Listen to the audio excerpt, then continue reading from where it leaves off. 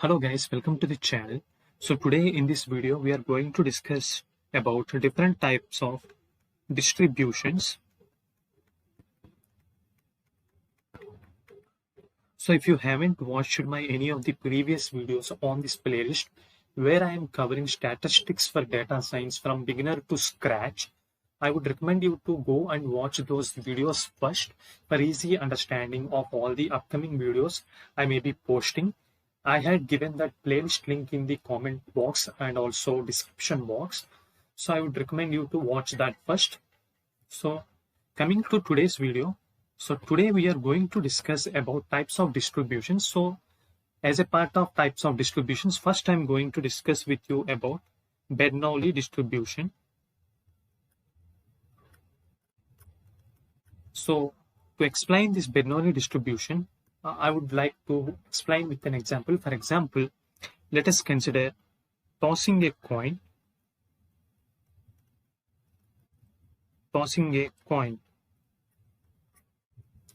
So if I had a coin in my hand and I toss it, so what is the probability of head?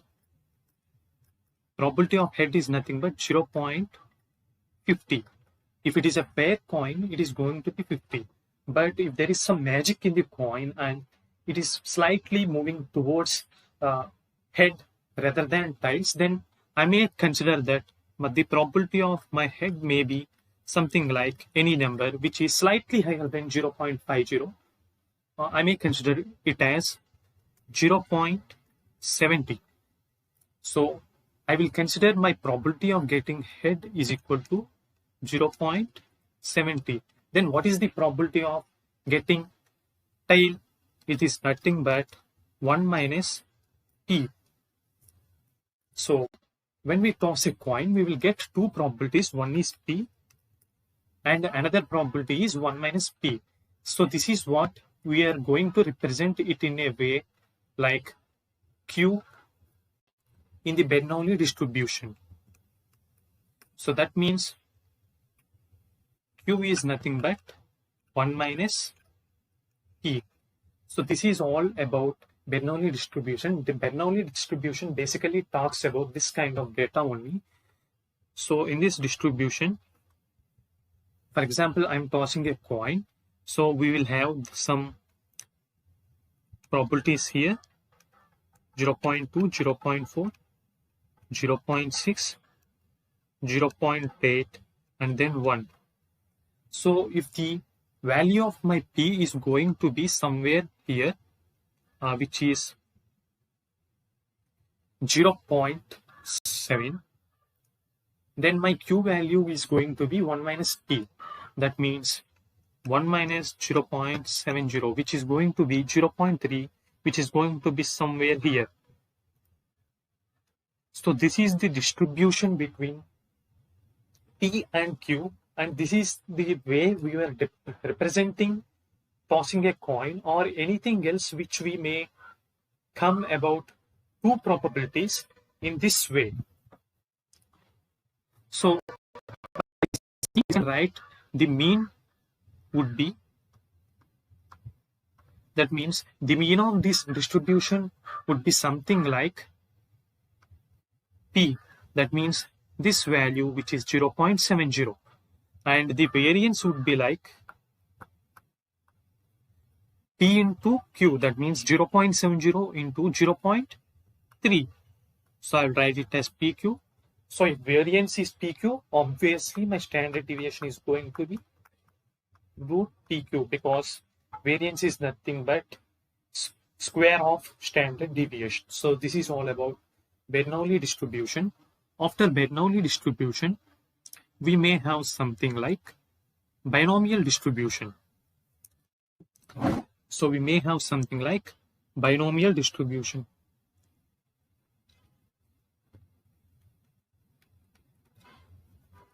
So binomial distribution is nothing but, or else it is same as Bernoulli distribution, but in Bernoulli distribution we will consider one event, but here we may consider different kinds of events or n number of events. For example, in Bernoulli, I had taken the example of tossing a coin, but in binomial, I may take like tossing a coin for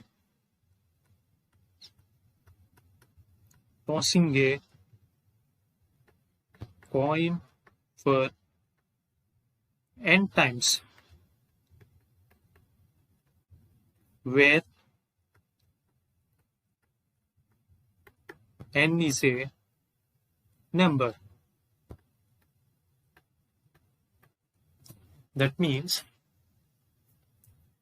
here in Bernoulli distribution we have taken one distribution, but here in binomial distribution I may take another kinds of data. This may be another second data, and this may be my third data, and so on. I can take n number of data and represent it in a distribution. This is called as binomial distribution. The only difference between Bernoulli distribution and binomial distribution is Bernoulli distribution does the thing for one time, and binomial distribution do the same thing for n number of times.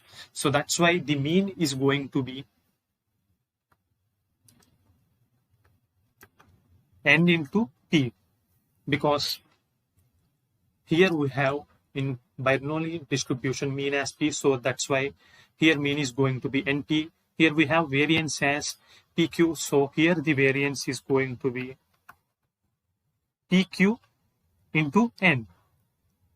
Also, standard deviation is going to be square root of n into pq. So now let me take an example and I'll show you. For example, I'm tossing a coin for 10 times, and the probability that I'll get head is, let us consider it is going to be 0.8. That means my QV is definitely going to be 1 minus P, which is going to be 1 minus 0.8, which is going to be 0.2. So if I want to calculate the mean of this kind of distribution, the mean can be something like NP, n into P. So total number of n's is nothing but 10, because we have taken 10 events into P. That means 0.8. So the answer could be 8. This is about mean. Now if I want to calculate variance, I can take NPQ. As already we have NP as 8, I will multiply it with Q. That means 8 into 0.2, which is going to be 1.6.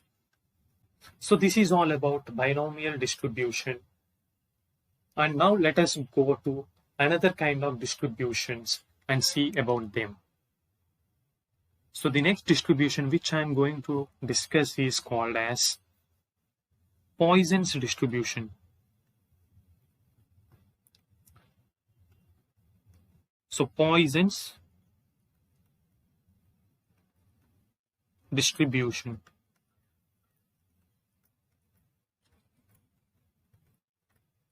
So it is a kind of distribution where we will represent number of events occurring in a given time range.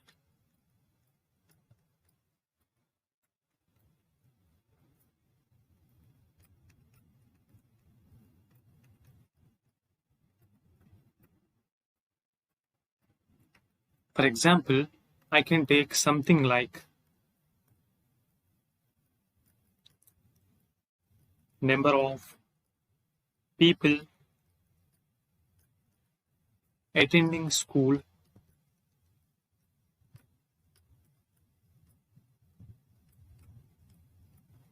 every year. Or maybe I can take something like number of people visiting hospital every 3 hours.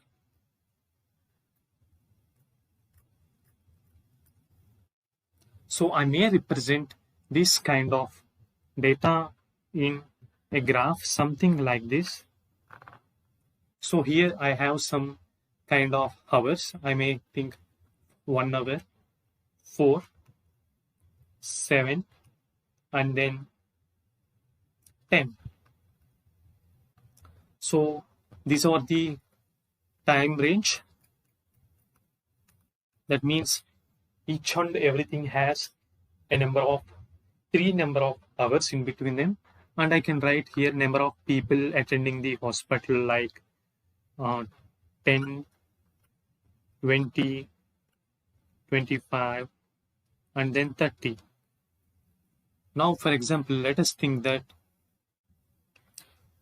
15 people were visiting hospital in the first 3 hours, and 20 people were attending in next 3 hours, and 10 people were attending in the next 3 hours, and 30 people were attending in the last 3 hours.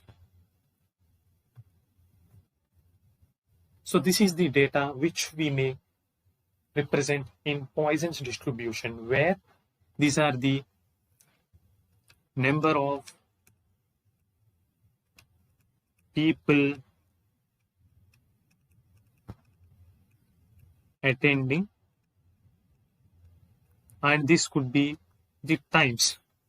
So this is the way we will represent a Poisson's distribution, where we are going to distribute in a graphical way how many events are going to be occurred in the upcoming hours or already finished hours. So while giving this data, we may have another kind of data which will be given us, that is called as lambda, which is nothing but expected number of people who are going to attend the hospital. That means, for example, in this example, I may take it something like, maybe I will take it like 21. That means I am expecting that 21 people are going to come to the hospital each and every day based on this data. And each of the time range is represented using a thing called as t, which is nothing but difference between any two time ranges in this distribution. So here I'm taking first two, which is nothing but 4 minus 1, which is nothing but 3.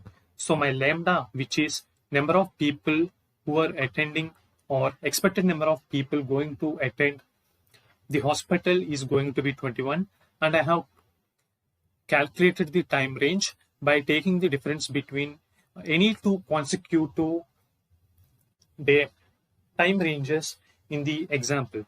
And one thing you have to remember is that while doing problems, this kind of data, that means lambda will be given in the problem itself, and we have to calculate this t.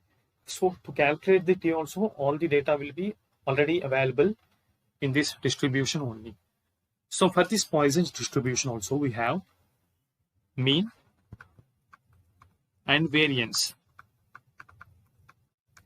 But unlike Bernoulli and binomial, here both mean and variance have similar kind of formula, that means lambda into t. So while calculating by the above example, we can get something like 21 into 3, which is going to be 63. So my mean and variance for this example is 63, and obviously my standard deviation is going to be square root of 63, which is going to be something like 7.93. So this is the mean, this is the variance. Both mean and variance are 63, and standard deviation is 7.93 for this kind of distribution. So this is about Poisson's distribution. So we are going to discuss about Gaussian distribution.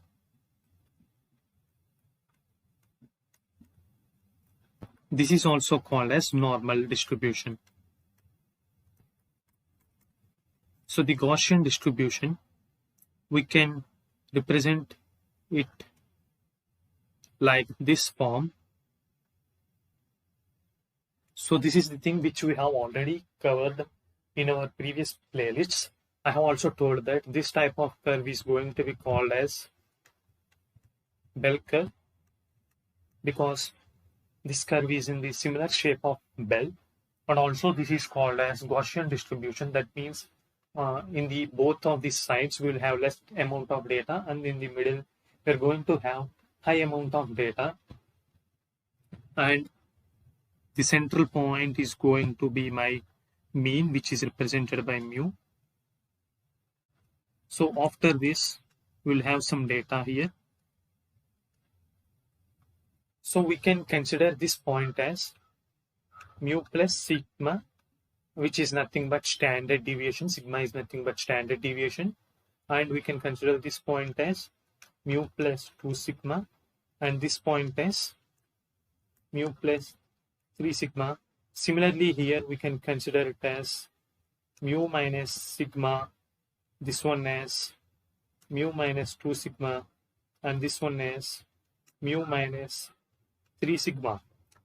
According to a survey, or according to several kind of practical experiments which were done by data science experts, one thing which they have found is that while the data is normal, 65% of the data will be in between mu plus sigma to mu minus sigma, whereas 95% of total data will be underlying mu plus 2 sigma to mu minus 2 sigma, mu minus 2 sigma, and 99.7% data would lies between mu plus 3 sigma to mu minus 3 sigma. That means in this kind of distribution, we can consider that in between these two inclines, my 65% data would be there. And these two lines, that means all the data between these two lines, that means all this data, in all this data, 95% of data would lie down. And between all the data from this point to this point, that means all the data which is here, 99.7% of the data would be lie down. So the best example of Gaussian distribution is something like heights of people, or weights of people, or maybe we can consider some kind of inbuilt data sets. So for example, we have inbuilt data set in data science itself called as iris data set. This can also follow this kind of Gaussian distribution. So how I am telling that heights of the people or weights or iris is following this kind of Gaussian distribution is that after several kinds of experiments by a lot of data science experiments, they came to this conclusion that these kinds of data will follow a Gaussian distribution, and also not only following that kind of distribution or anything else, it will also conformly follow this kind of data. That means 65% will stay in between mu plus sigma to mu minus sigma, whereas 95% of the whole data will stay between mu plus 2 sigma and mu minus 2 sigma, and 99.7% will be stayed between mu plus 3 sigma and mu minus 3 sigma. So you may get a doubt that what is the use of these 3% values. So for that, I will show you an example that let us consider that I have x is equal to something, and I may have data like 1, 5, 56, 57, 59, 63, 66, 71, 72, and then I will have 150. So by seeing this kind of data, what we can tell is that these 56, 57, 59, 63, 66, 61, and 71 and 72 were lying in almost similar kind of region, but this 1 and this 5 and this 150 were staying in some kind of different locations. So maybe for example I can draw this in a kind of example like this kind of data. So I may consider that from 56 to 72 my data might range here, but this 1 and pi is nowhere closer to all this data, and even it is nowhere closer to all this data. It might be somewhere at this position, before this position, and this 150 may be after this position, this particular position. That means in Gaussian distribution there could be some kind of outliers, which means outliers is nothing but some odd values. So based on this data, what we can do is that 99.7% data is always available between mu plus 3 sigma and mu minus 3 sigma. So in order to handle such a kind of outliers, what I can do is I can simply eliminate the values which are beyond the range of mu plus 3 sigma and mu minus 3 sigma. If I do so, I can eliminate this 150 and this 1 and this 5, so that I will get the data without any kind of outliers, so that I can perform the models and I can train the models in a much better way. This is all about a Gaussian distribution, and today we have discussed about different kinds of distributions. So if you like the video, please do consider to subscribe the channel and like the video, and I would like to recommend you to watch my full playlist of videos which I am covering from data science statistics. The link has been provided in the description. So I think that playlist link would be helpful to you to understand statistics for data science from basics to scratch topics. So that is all for today, and I'll meet you in the next video. Thank you.